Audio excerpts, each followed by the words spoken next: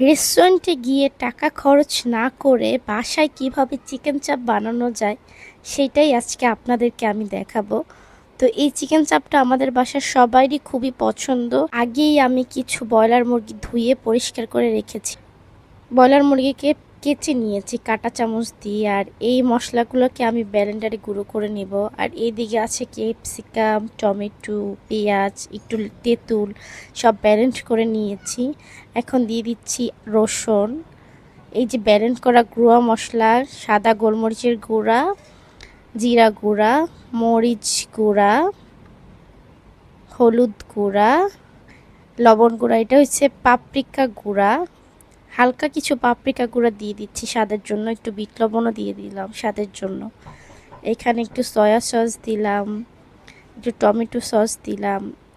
এখানে লেবুর রসটাও দিতে হয়, আমার বাসায় যেহেতু লেবুর রসটা ছিল না তাই আমি দিই নাই।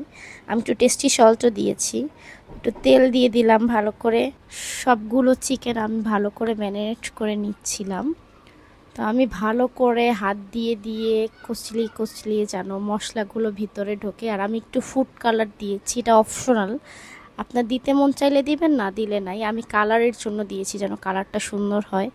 তো এইদিকে আমি তেল গরম করে রেখেছি, চিকেনগুলো আমি একটা একটা করে ভেজে নিচ্ছিলাম। তো আপনারা এর মধ্যে এটা রেস্টেও রাখতে পারেন। আমি অফ ক্যামেরায় 1 ঘন্টার মতো রেস্টে রাখছি। এটা যত রেস্টে রাখা যায় তত ভালো। তো উল্টিয়ে দিচ্ছিলাম সবগুলো চিকেন। আর চিকেনগুলো মিডিয়াম লো হিটে ভাজলে ভালো হবে।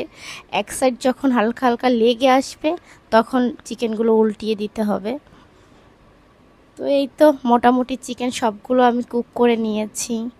যে আজকের মতো চিকেন রান্না আমার শেষ। আর আমি একটু পরাটাও বানিয়েছিলাম ডিনারের জন্য, একটু সালাদও করলাম যেন ডিনারে সবাই একসাথে খেতে পারি।